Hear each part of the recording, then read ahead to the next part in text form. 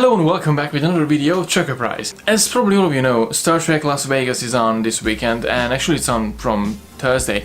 Star Trek Las Vegas is so much fun. I was watching all of the live feeds from all the fans out there, and I have to say a big massive thank you for the Star Trek community, because the feed and the amount of information that we're getting from Star Trek Las Vegas is just something incredible. In this video I really want to just react in a couple of things that I found interesting from this live feed, and obviously discuss a couple of other things from Star Trek Discovery. So let's jump right into it. So the biggest thing is that stood out to me in Star Trek Las Vegas is basically Denise Crosby's statement, as she has plans for Trekkies 3.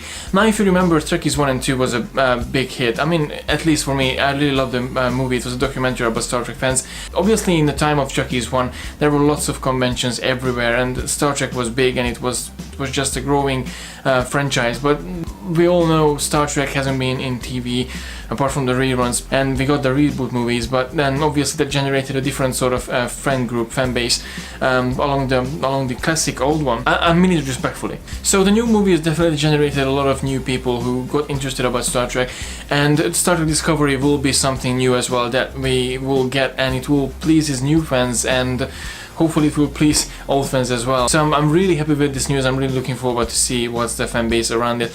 Obviously we all know big YouTubers are out there, and lots of people I'm interacting with it as well. And the fan base is still fantastic, and it will be nice to see what's the overall reaction now about Star Trek, the overall opinion, the overall feedback about Star Trek. There's no information released yet. She only just has a plan, so it might never gonna happen. If anyone knows Denise Crosby, just tell her, just do it, because that's a fantastic project. As you all know, I tend not to talk about too much starships in this channel, because there's other channels like the Irish Trekkie or Trek Yards.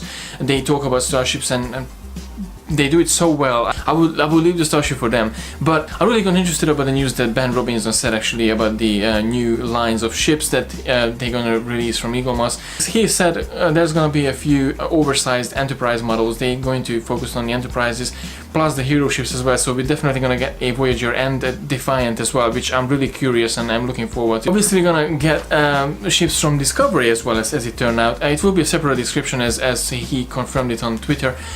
So we're gonna get the Discovery, the Shenzhou. At the moment it's tricky because we didn't see the series yet, but the ship designs actually I quite like, so I definitely gonna have one Discovery at least pre-ordered when it will come out, because it will be in 2018, so we will still have time to save up money for. Another interesting news from Toy Zone, well, from the toy side of Star Trek. McFarlane Toys got the license for all the 10 Star Trek movies, from motion picture to Nemesis, and from Star Trek to Star Trek Discovery. So all the series, all the big movies from Prime Timeline. And what I'm really interested to see what kind of props and games and memorabilia they're gonna actually produce over the years. And not to mention the animated series, my personal favorite, that's gonna have and that's included too to this deal, so they might gonna have some interesting things from the animated series as well. And obviously there was lots of Star Trek Discovery news, bits and pieces here and there, you know, explanations and panels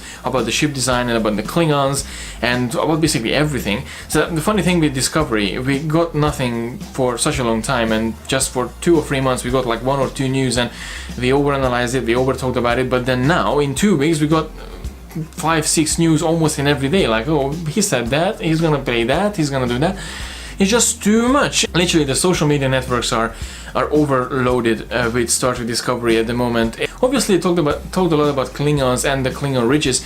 Now the Klingons, as it turned out, they have 24 different houses in Star Trek Discovery that we're gonna explore and discover in Discovery. And I'm pretty sure all of you have seen the picture from Cole that they released. So he has a different uniform than Takuma. So maybe different houses have different uniforms as well. That's actually quite interesting fact to see. Still, the outlook of the Klingons, it's a bit more distant than it will become in the original series. Obviously they talked about that too, and it came down to Brian Fuller when he was doing the whole preparation for the series.